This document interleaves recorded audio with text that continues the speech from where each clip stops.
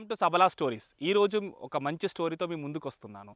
ఈ స్టోరీలో భాగంగా మహాభారత కాలం, రామాయణ కాలం గురించి కొద్దిగా తెలుసుకుందాం మనం. అంటే వీటికన్నా ముందు మనం యాజ్ అన్ హిందూ ఒక సనాతన ధర్మాన్ని మనం ఫాలో అవ్వాలని అంటే ప్రతి ఒక్క విద్యార్థి అయి ఉండొచ్చు, ప్రతి ఒక్క హిందువు అయి ఉండొచ్చు, మహాభారతాన్ని, రామాయణాన్ని, భాగవతాన్ని, భగవద్గీతని నేర్చుకోవాల్సిందే. అందులో అంటే ఇప్పుడు చాలామంది అందరు ఇక్కడ ఏమంటున్నారు అని అంటే నేను హిందూ ధర్మాన్ని పెంచి పోషిస్తున్నాను అంటున్నారు, కానీ ఎంతమంది అండి మహాభారతం చదువుతున్నారు? కానీ ఇక్కడ మాకు ఒక చిన్న ఐడియా వచ్చింది. అదేంటనంటే ప్రస్తుత కాలంలో సాఫ్ట్వేర్ ఇంజనీర్స్ కోకొల్లలు, కానీ వ్యవసాయం చేసేవాళ్ళు చాలా తక్కువ. సో వీళ్ళని వాళ్ళని మనం మిళితం చేసుకుంటూ ఫ్యూచర్లో ఫార్మర్స్ రిక్రూట్మెంట్ అనేది నెక్స్ట్ 10 ఇయర్స్లో ఖచ్చితంగా వస్తుందని నా అభిలాష. సో దానికి అనుగుణంగానే కానీ వ్యవసాయాన్ని నేర్చుకోవాలంటే ఎలాంటి కోర్సెస్ కావాలి, అది కూడా ఇంపార్టెంట్. సో వాటికి ఇప్పుడు ప్రజెంట్ ఈ ఆధునీకరించిన దాన్ని మనం యూజ్ చేసుకుంటూ అదేవిధంగా యంత్రాలను ఏ విధంగా యూజ్ చేసుకోవాలనేది ఇక్కడ తెలుసుకుందాం. ఓకేనా? ఇక్కడ మహాభారత కాలానికి మనం పోయే కన్నా ముందు ఫస్ట్ మనకి ఎన్ని యుగాలు ఉన్నాయో నేర్చుకోవాలి. సో మనకున్న యుగాలు 4. అందులో సత్యయుగం, త్రేతాయుగం, ద్వాపర యుగం, కలియుగం. ఈ యుగాల గురించి ఎందుకు చెప్తున్నారని మీకు డౌట్ వచ్చి ఉండాలి. మన పిల్లలకు కూడా తెలియాలండి, మనం ఇప్పుడు ఏ యుగంలో ఉన్నామని అంటే కలియుగంలో ఉన్నామని చెప్పాలి. ఎందుకని చాలామంది ఇక్కడ ఎలా స్టార్ట్ చేస్తారు, వీఆర్ ఇన్ 2026 ఇయర్ అని అంటారు. But now I'm saying here కలియుగంలో 2026 సంవత్సరంలో ఉన్నాను నేను చెప్పగలుగుతున్నాను. అంటే అంతకుముందు ఉన్న యుగం ఏంటిది అనేది కూడా మనం చెప్పగలగాలి. అంటే ద్వాపర, త్రేత, సత్యయుగం.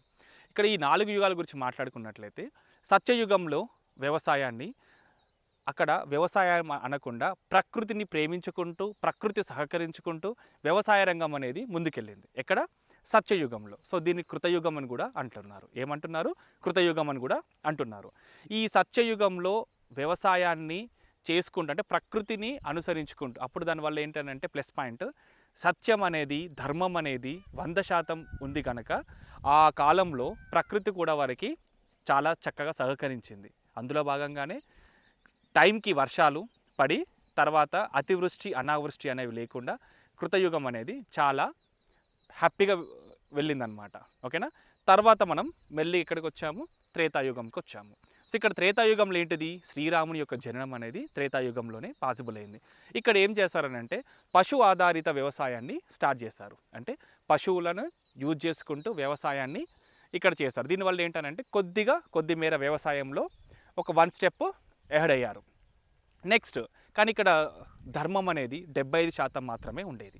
అందుకనే వర్షాలలో కొద్దిగా చిన్న చిన్న మార్పులు అనేవి స్టార్ట్ అయ్యాయి.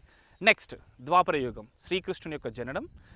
కురుక్షేత్రం గురించి తెలుసుకోవాలనుకుంటే మనం ద్వాపర యుగాన్ని తెలుసుకోవచ్చు ఇక్కడ. అంటే త్రేతాయుగంలో రామాయణం, ద్వాపర యుగంలో మహాభారతం అనేది నడిచాయన్నమాట.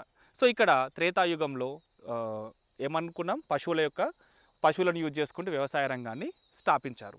నెక్స్ట్ ద్వాపరయుగం వచ్చరికి ఏంటంటే శ్రీకృష్ణ పరమాత్ముడే గోపాలకుడిగా, గోవులకి సేవకుడిగా ఉండి గో సంరక్షణని పెంచి పోషించారంటే పాలు, పెరుగు, సో వెన్న, నెయ్యి, సో ఇట్లాంటి ఉత్పత్తులను స్టార్ట్ చేసింది మహాభారత కాలంలోనదే త్రేతాయుగంలో.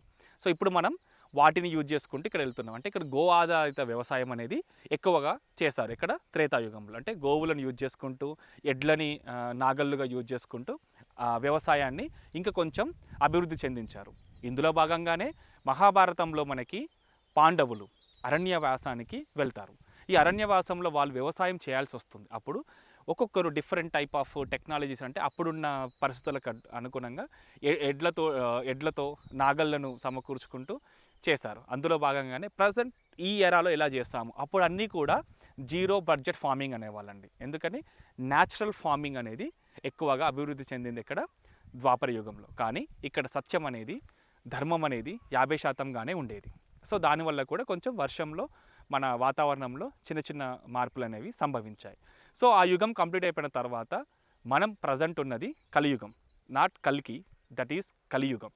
ఓకే, ఈ కలియుగంలోనే మనకి ఇక్కడ ఏమవుతుంది, ధర్మం అనేది 20%గా ఉండి అధర్మం అనేది 75%గా ఉండడం వల్ల తర్వాత మన భూమిని కూడా ఈ యంత్రాలతో, యాంత్రికరణతో, యూరియాలతో ఇష్టం వచ్చినట్టు ఈ వ్యవసాయాన్ని, తర్వాత భూసారాన్ని ఇష్టం వచ్చినట్టు చేయడం వల్ల మన యొక్క ఈ ఉపరితలం బాగా వేడెక్కి ఇక్కడ ఏమవుతుంది, వాతావరణంలో పెను మార్పులైన సంభవించి సకాలంలో వర్షాలు లేక అతివృష్టి ఆర్ అనావృష్టి అనేది సంభవిస్తుంది. ఇప్పుడు కూడా మన ఇక్కడ ఏమో ఎల్నినో తుఫాను ఎల్నినో ప్రభావం అనేది నెక్స్ట్ వర్షాలపైన ప్రభావం ఉండొచ్చు. సో నేను ఇక్కడ చెప్పాలనుకుంది ఏంటంటే ఇన్ని జరుగుతున్నా కూడా ఫార్మర్స్ మనం ఇక్కడ ఏమనుకుంటున్నాము, ఫార్మర్స్ని కంప్లీట్గా ఇగ్నోర్ చేసేస్తున్నాం. కానీ నేను స్టార్టింగ్లో చెప్పినట్టు 2026 నోట్ మై వర్డ్స్ మీకే చెప్తున్నా. ఎందుకనంటే ప్రజెంట్ చదువుతున్న మీ పిల్లలు డిగ్రీ చదువుతున్నారా, బీటెక్ చదువుతున్నారా, జెన్జీ అంటున్నారా, ఏమంటున్నారు మీరు?